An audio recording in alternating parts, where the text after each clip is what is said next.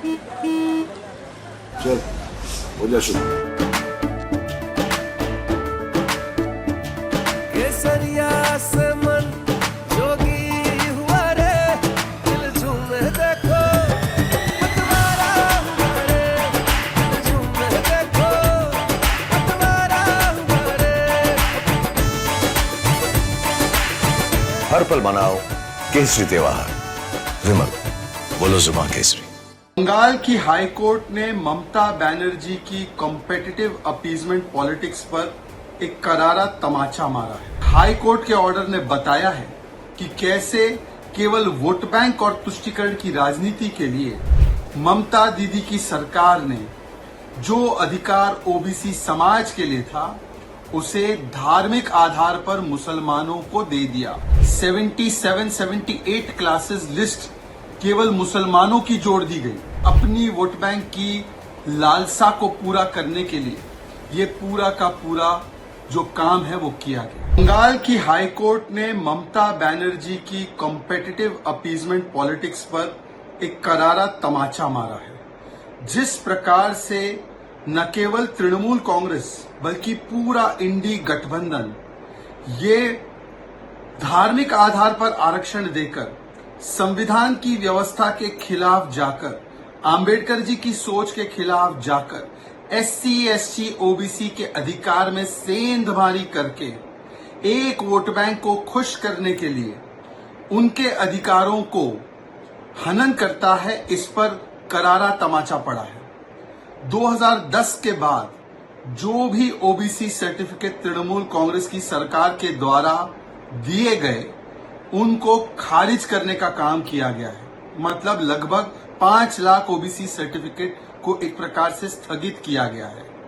ये इसलिए किया गया क्योंकि हाई कोर्ट के ऑर्डर ने बताया है कि कैसे केवल वोट बैंक और तुष्टीकरण की राजनीति के लिए ममता दीदी की सरकार ने जो अधिकार ओबीसी समाज के लिए था उसे धार्मिक आधार पर मुसलमानों को दे दिया। मतलब कि जो एनसीबीसी ने भी बताया है कि 179 ओबीसी क्लासेस की लिस्ट में 118 केवल मुसलमानों का जोड़ा गया। सोचिए कि 87 जो क्लासेस थी उसमें से लगभग 77-78 क्लासेस लिस्ट केवल मुसलमानों की जोड़ दी गई। हाई कोर्ट ने बताया है कि किस प्रकार से ये बिना कोई एप्लीकेशन ऑफ माइंड केवल और केवल धार्मिक आधार पर आरक्षण देने के लिए और अपनी वोट बैंक की लालसा को पूरा करने के लिए ये पूरा का पूरा जो काम है वो किया गया। मतलब जो ओबीसी के लोग हैं, जो SC ST के लोग हैं, उनके अधिकारों को छीन कर एक वोट बैंक को खुश करने के लिए एक और बार एक प्रमाण सामने आया है। इंडी गठबंधन की सरकारों ने और पार्टियों ने, चाहे ये कर्नाटका में हो वहां पर भी किया है, जामिया AMU में भी किया है, तेलंगाना में भी किया है, आंध्र में भी किया है और रंगनाथ मिश्रा कमेटी रिपोर्ट में भी इसी की वकालत की कि SC ST OBC के अधिकारों को काटकर मुसलमानों को दे दिया जाए। इसीलिए जब प्रधानमंत्री ने उनको चुनौती भी दी कि आप लिख कर दीजिए कि धार्मिक आधार पर आरक्षण नहीं दिया जाएगा और SC ST OBC कोटे से काटकर नहीं दिया जाएगा, उन्होंने ये चैलेंज नहीं स्वीकारा। आज कोर्ट ने ऐसे लोगों का पर्दाफाश किया है। वैसे ये कहते संविधान बचाओ, संविधान बचाओ, पर कोर्ट ने कहा है कि इस प्रकार से आरक्षण देना ये संविधान विरोधी है और आज जिस प्रकार से ओबीसी समाज के साथ अन्याय किया गया है इसका जवाब टीएमसी की सरकार को तो जरूर मिलेगा। कोर्ट ऑफ लॉ ने तो दे दिया है, कोर्ट ऑफ पब्लिक ओपिनियन भी इस पर जवाब देगा। आखिरकार कांग्रेस के शहजादे ने बात मान ही ली कि जब उनकी दादी मां प्रधानमंत्री थी, पिताजी प्रधानमंत्री थे या जब उनकी माताजी मनमोहन सिंह को प्रधानमंत्री के रूप में संचालित करती थी, तब भी जो पूरा का पूरा सिस्टम था जो उन्हीं के परिवार ने बनाया और चलाया, वो system quote unquote lower caste के खिलाफ अलाइंड था। मतलब कि जो पिछड़े वर्ग के लोग हैं, पिछड़ी जातियों के लोग हैं, उनके खिलाफ पूरा सिस्टम काम करता था। इसका मतलब राहुल गांधी जी स्वीकार रहे हैं कि या तो उनके परिवार के सदस्य जो प्रधानमंत्री बने वो किस प्रकार की मानसिकता रखते थे ओबीसी एससी एसटी के लोगों के लिए, या वो इतने असक्षम थे कि वो कभी सिस्टम बदल नहीं पाए, या उनकी मंशा नहीं थी। क्योंकि आज भी हमें वो दिखता ही है ना कि कैसे एससी एसटी ओबीसी वर्ग के सभी अधिकारों को छीन कर वो मुस्लिम वोट बैंक को देना चाहते हैं।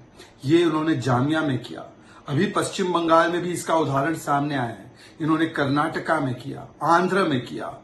मतलब कांग्रेस पार्टी का असली जो चेहरा है, जो एससी एसटी ओबीसी विरोधी चेहरा है, जो संविधान में दिए आरक्षण को एक प्रकार से उस पर कुठाराघात करके धार्मिक आधार पर आरक्षण देकर उनके अधिकार को मारता है, आज तो शहजादे जी ने भी स्वीकारा कि उन्हीं की सरकार ने ये सारे कुकर्म किए।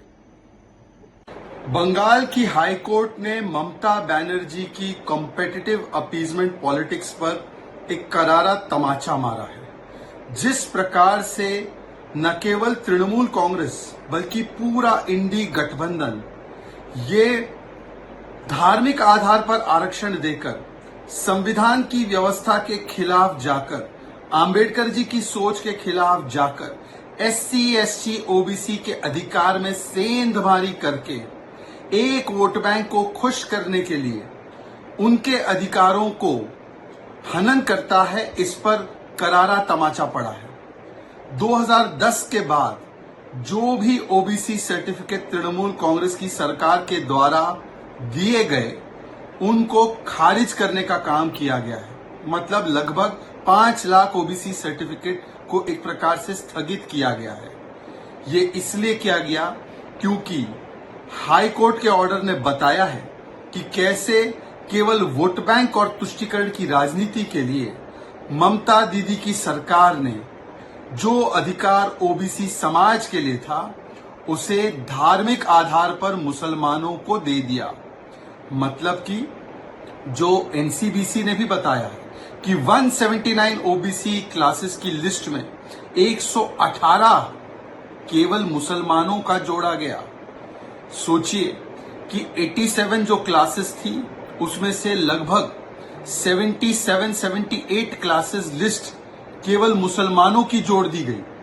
हाई कोर्ट ने बताया है कि किस प्रकार से ये बिना कोई एप्लीकेशन ऑफ माइंड केवल और केवल धार्मिक आधार पर आरक्षण देने के लिए और अपनी वोट बैंक की लालसा को पूरा करने के लिए ये पूरा का पूरा जो काम है वो किया गया। मतलब जो ओबीसी के लोग हैं, जो एससी एसटी के लोग हैं, उनके अधिकारों को छीन कर एक वोट बैंक को खुश करने के लिए एक और बार एक प्रमाण सामने आया है।